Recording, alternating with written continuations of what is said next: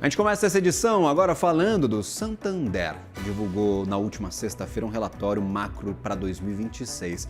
Esse documento traça um panorama bastante detalhado da economia brasileira com as projeções do banco para crescimento, inflação, política fiscal e também desafios estruturais do país nos próximos anos. Este relatório analisa o impacto do cenário internacional e as decisões de política monetária sobre o futuro do Brasil. Para falarmos mais sobre as principais projeções deste relatório, deste estudo do Santander e ajudar-nos a entender o que esperar para a economia no ano que vem, conversamos agora com o Marco Antônio Caruso, economista-chefe do Santander. Que prazer tê-lo por aqui, meu caro. Seja bem-vindo ao Money News. Prazer, obrigado pelo convite. Principal assunto do ano que vem, a gente tem muitos. E eu gostaria de entender da parte de vocês o que a gente poderia destacar para este ano, que é um ano eleitoral, ano de Copa do Mundo, ano de taxa de juros em 15% só para começar e também talvez de desaceleração da economia.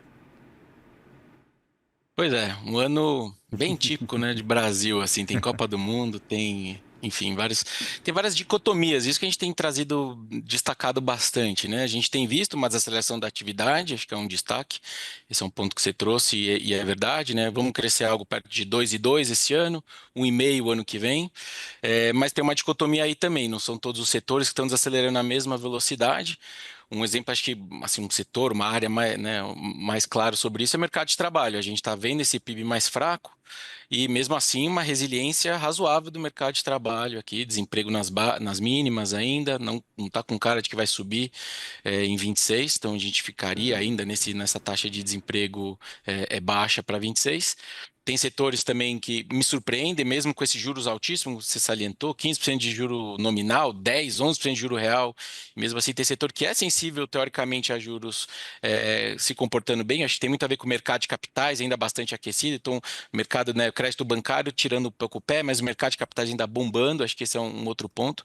Na própria inflação, acho que a gente tem um outro destaque, é uma inflação que no seu qualitativo está melhor. A gente está falando de uma inflação que vai fechar o ano a 4,3. No começo do ano, relembrando, tinha muitas casas, inclusive a gente que achava que o IPCA poderia fechar 6, 4,30 já é no intervalo da banda do Banco Central.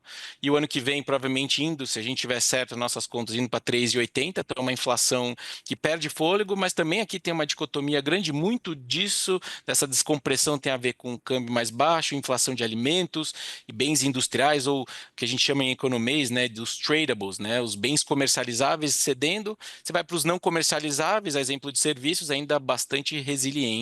E aí, nesse meio dessa dicotomia, o Banco Central, no fundo, ele joga o jogo de uma forma conservadora. Se não está claro o diagnóstico do grau de desaceleração, do grau de redução da inflação, também fica difícil o diagnóstico de quando começar o corte de juros. Daí a nossa revisão. A gente achava que poderíamos cortar os juros em janeiro, hoje a gente está caminhando para março, a gente mudou isso, né, nesse relatório que você citou, primeiro corte estendo em março, bola dividida, está parecendo que é mais para depois do que para antes, esse primeiro corte de Selic. Ou seja, teoricamente tem mais chances de adiar para abril do que para antecipar para janeiro. Essa é a expectativa. É o que vocês enxergam agora de cenário, até por conta da comunicação do Banco Central, que não dá pista alguma do que vai fazer a partir de agora. Exatamente, assim, depois de um ciclo tão difícil, né, relembrando, a gente lá em dezembro do ano passado sinalizou ali altas de 300 pontos, né, foram 100 bips, 100 pontos percentuais, 1 ponto percentual de alta em dezembro, depois mais duas de 100, um ciclo, né, de retomada de credibilidade. No fundo, o Banco Central olha tudo isso e fala assim, eu prefiro jogar esse jogo de uma forma mais conservadora, depois dessa reconquista de credibilidade com tanta dicotomia, tantas, né, forças contrárias vindo da inflação, da atividade, eu prefiro postergar a minha decisão, é isso. E o presidente Gabriel Galípolo tem deixado bem claro, olha, estamos jogando um jogo a cada 40 dias. Eu não estou dando, na expressão dele, né, que usa metáforas muito bem, né, eu não estou dando seta para janeiro, mas também não estou fechando portas para janeiro. E assim vai ser verdade em janeiro, em março.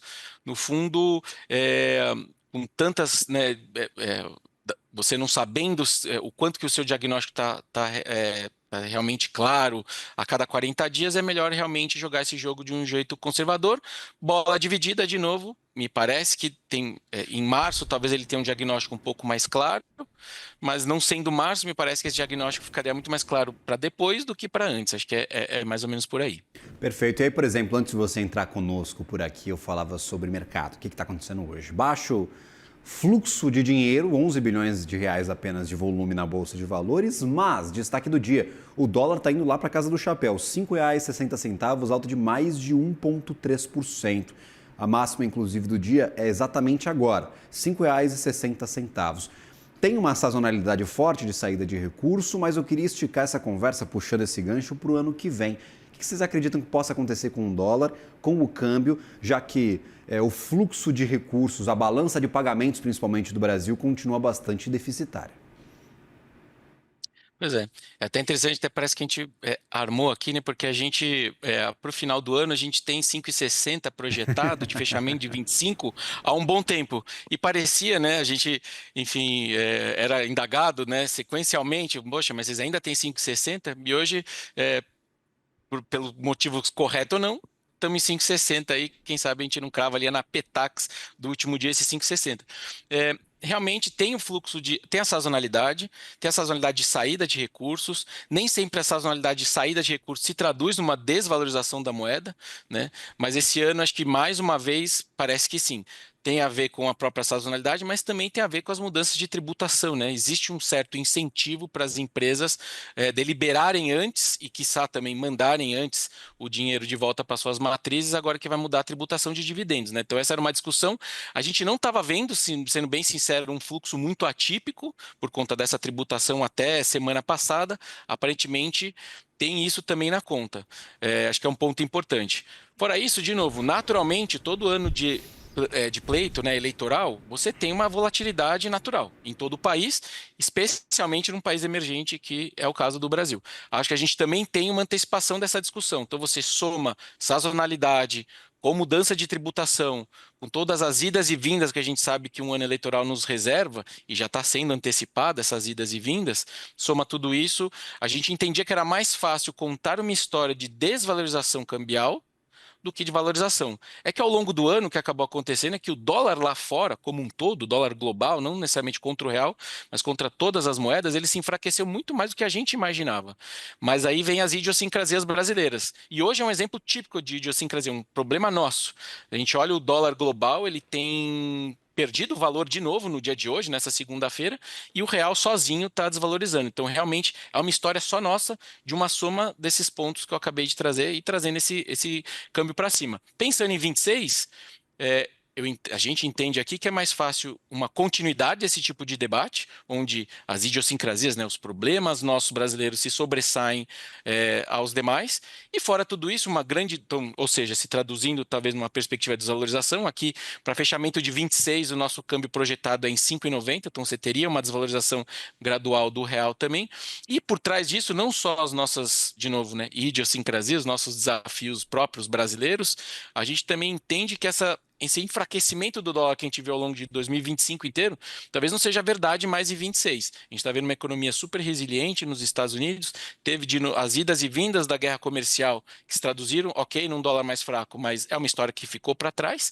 E a própria postura do presidente Trump foi uma postura muito belicosa em 25, mas talvez em 26 não seja, né, e acabou sendo detratora para o próprio Estados Unidos, foi um efeito bumerangue, o famoso tiro no pé, mas em 26 talvez seja diferente, eles também têm uma eleição para ser vencida, que são as midterms, né, aquelas eleições do Congresso americano, ele talvez mude ali o tom dos debates, seja um tom muito mais pró-economia doméstica, né, e não essa coisa de guerra comercial que não bate muito com a história americana e que poderia se traduzir também num dólar mais forte. Então tem a soma de duas coisas nesse nosso 5,90.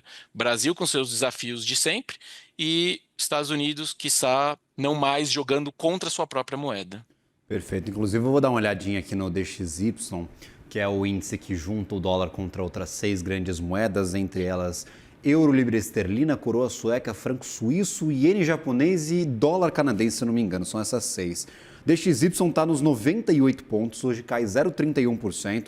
Se a gente levar em consideração a cotação destes últimos 3 a 4 dias, a gente está no menor nível desde outubro. Então, desde o dia 7/10, na verdade, Exatamente isso. Desde o dia 7/10 que a gente não tem mais ou menos o dólar aí nesses 98 pontos. Enquanto o dólar perde força, o real vai lá para o espaço R$ 5,60, cada um caminhando em uma direção. Acho que é até interessante aproveitar que você está aqui para conversar conosco, meu caro. Eu sei que no relatório de vocês tem algumas perspectivas fiscais e a gente acabou de aprovar o orçamento brasileiro para o ano que vem. Então, orçamento aprovado, e eu queria talvez pegar a tua contribuição em relação ao fiscal. Teve a arrecadação agora de novembro, valor recorde para novembro, o IOF com muita contribuição subiu 40% na arrecadação, já tem o orçamento para o ano que vem aprovado e no orçamento a gente está levando em consideração um crescimento brasileiro de 2,24%. O que está bem distante do que vocês levam em consideração, que é 1,5% em média. Como é que você vê esse cenário fiscal para o próximo ano?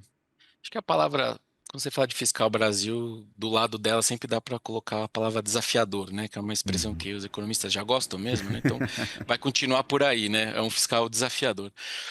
Da onde vem esse desafio? Então, como você salientou, né? A gente está com níveis recordes de arrecadação, né? Em termos reais, super verdade isso, é recorde para novembro, é recorde todo o ano de 25, e mesmo assim a gente entende que esse ano a gente termina com um déficit primário do setor público consolidado, sem os abates que o governo federal faz, né? Ou seja, a verdade nua e crua, de 0,6% negativo esse déficit, né? Então, mesmo com a arrecadação nas máximas, você tem um déficit de 0,6%, você tem uma dívida PIB que esse ano vai ficar muito próximo de 80% do PIB, né, que comparado com outros emergentes é mais ou menos, grosso modo, 20 pontos percentual maior.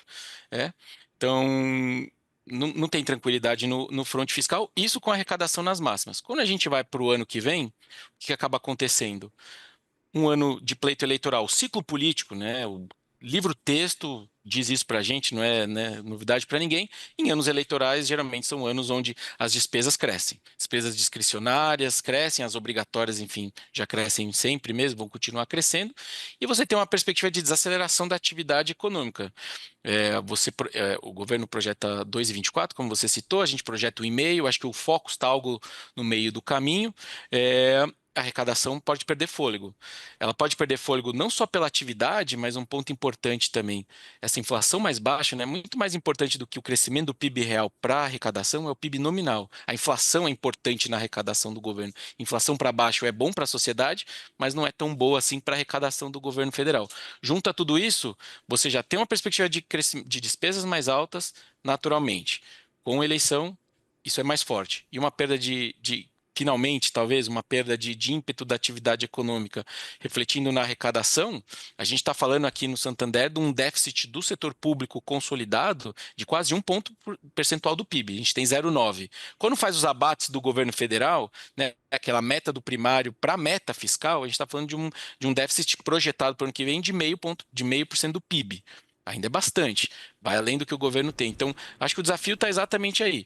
Não é natural cortes de despesas, né, em anos eleitorais e uma arrecadação que hoje bate recordes. Inclusive, muitas das arrecadações, não só pela atividade econômica forte, mas o efeito tem se arrecadado, mesmo se a gente acertasse o PIB do ano, mesmo assim a arrecadação tem vindo mais forte do que o PIB sugeriria. Então, de fato, o ministro Haddad, um dos grandes méritos dele é que ele tem conseguido arrecadar bastante mais do que até o PIB sugeriria. Mas será que vai continuar sendo verdade em 26? Daí a gente sempre trazer a palavra desafiadora do lado da palavra de política fiscal. Muito obrigado, Marco Antônio Caruso, economista-chefe do Santander. Sempre bem-vindo à nossa programação. Agradeço imensamente pela participação, meu caro. Até uma próxima. Um bom trabalho a você, um ótimo 2025. Vamos ver se essas projeções acabam se concretizando ou não. A gente já entra cheio de expectativa neste próximo ano. Obrigado e um bom ano a todos. Valeu, até uma próxima.